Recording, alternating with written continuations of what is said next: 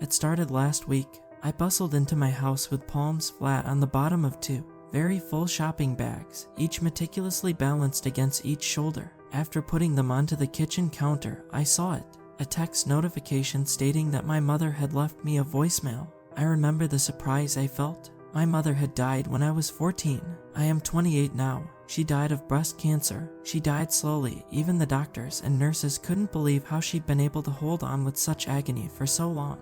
Obviously, I reasoned that her number had finally been assigned to someone else, and that person had accidentally called the wrong number. But when I checked, there were no calls from the number, her number, just the voicemail. I decided not to listen to it. I never listened to voicemails. Then, the next day, it happened again. In the morning, I finished sorting myself out for work, suit, and tie, and again, a text. You missed a call from me at 7:43. Check voicemail. It was the same automated message, with no record of a call ever made when I checked my call history, so I decided to listen to the two voicemails left. Hello, Charlie. It started. The voice was static, but I could clearly tell it was my mother's voice. I almost jumped out of my skin. When I first heard it, her unmistakable, croaking voice that years of chemotherapy heralded. Charlie, when are you going home? It spooked me greatly. I listened to the other. Charlie, Charlie, are you there? Are you going home? The second voicemail churned out, like metal scraping against rock. I chalked it up to voicemails that never managed to send, even though 14 years is a long time for them to finally come through. I thought it was ridiculous at the time to conceive that my long-dead mother was actually contacting me from beyond the grave. That evening I went out, saw my friend David, and got extremely, excruciatingly drunk. So drunk, in fact, that I told him what had been happening to me. I played him the voicemails. You should call her. He hiccuped out, sniffling, and rubbing his beet red nose. So I did. Of course, the person on the other end didn't pick up. The phone beeped, and then went to voicemail. Leave a voicemail, he ordered, hiccuping again. I don't remember what I said. Probably some profanities. And a request to leave me alone.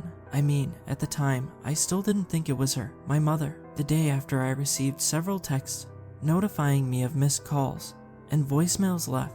Once again, no calls, just the voicemails. I remember how my head pounded against my skull, further ushering me into fits of annoyance at the sheer gall of this stranger to continue to harass me under my mother's name. So I listened. With each one, the same garbled, grating audio persisted, albeit even harder to distinguish than before. Charlie, are you there? Are you going home? Charlie, don't you dare speak to me like that. I am your mother. Listen to me. Charlie, Charlie, please, don't go home. Charlie. The speech became more garbled. 236 Gospel Tree Road.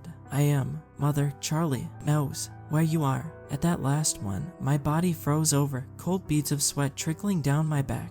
The hangover didn't help my anxiety, and I ran to my bathroom to grab my medication. Lori's Pam. I felt sick. What was I supposed to do? Do I call the police? I knew how the stalking laws work. Until there's an actual threat, the police can't do anything. At that point, all I knew was that whoever it was on the other line, masquerading as my mother, knew where I lived.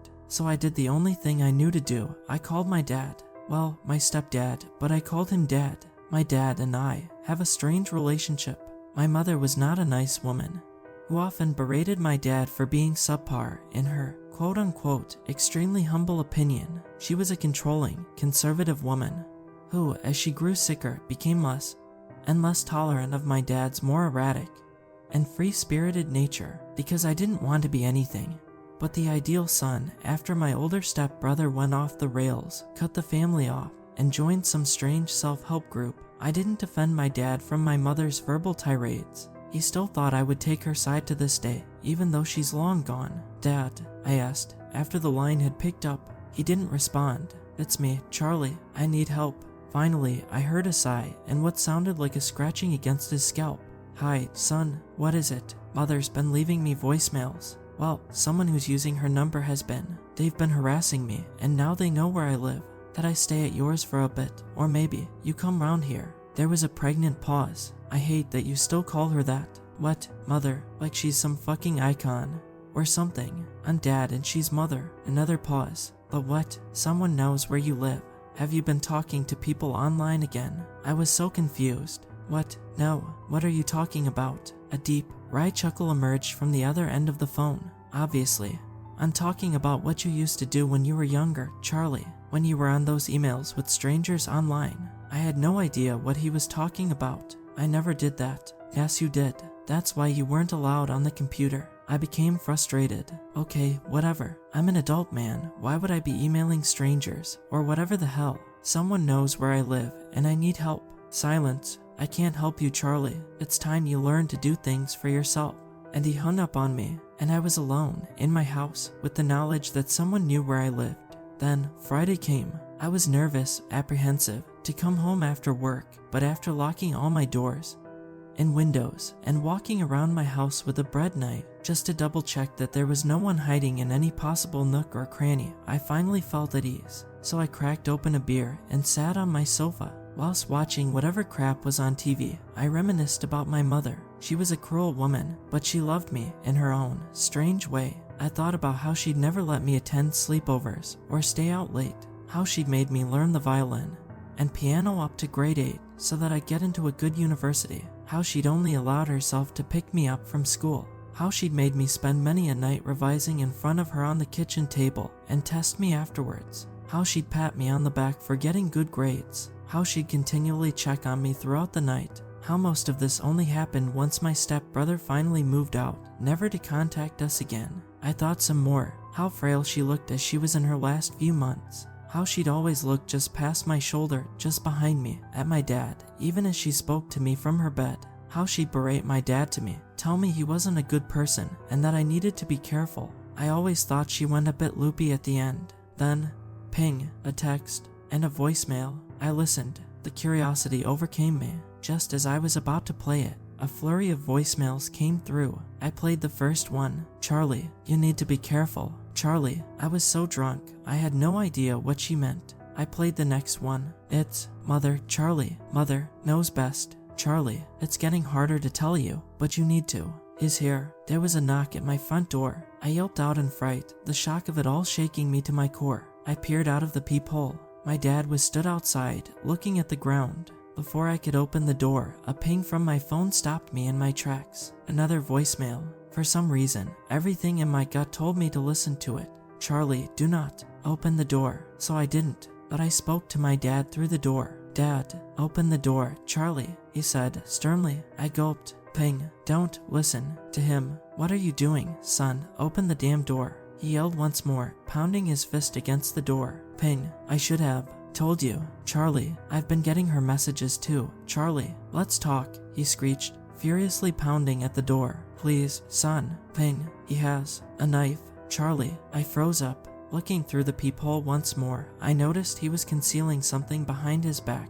The sheer dread that filled my gut was something I'd never felt before. I did not like my mother, but whatever this thing was, using her name and voice, even if it was her, I knew I had to trust her. I'll call the police if you don't leave. I barely managed to utter out. He furiously kicked at the door. You've always believed her, that woman, that worthless woman. Damn, I've been nothing but good to you, you useless bastard. Damn, good for nothing prick. And I felt it. Pure, sheer panic engulfed my body. The snarl on my dad's face brought it all back. The strangers on the computer, the emails harassing me, begging me for images of myself. How my mother berated me, how she'd smashed my computer up, even in her frail state. How she called my dad to come and look. How his face crumpled from sweet and docile into a horrendous, lecherous anger. How she'd noticed and put the pieces together in the same way I had now. Ping, call the police, Charlie. So I did just that. I called them. My dad never left my front door, and his screams to be let in soon turned to screams on the phone to, I assume, my mother's number, in which I heard voicemail after voicemail left by him to her. Screams of anguish that led to agonizing pleas for forgiveness, like a sinner at a confessional. The police arrived rather quickly, and after tackling my dad to the ground and forcing him into cuffs, exchanged solemn glances with one another and came to me to revere pitied apologies. It appeared they'd recognized me, even in my now adult state, as being an individual who'd appeared on many dark web forums for unsavory purposes. Sorry, I'm not sure if I want to divulge into details, but you get the gist. Dad, though I ought to call him Steven, now is currently in custody as I write this. I'll probably, most likely, have to be a witness in court.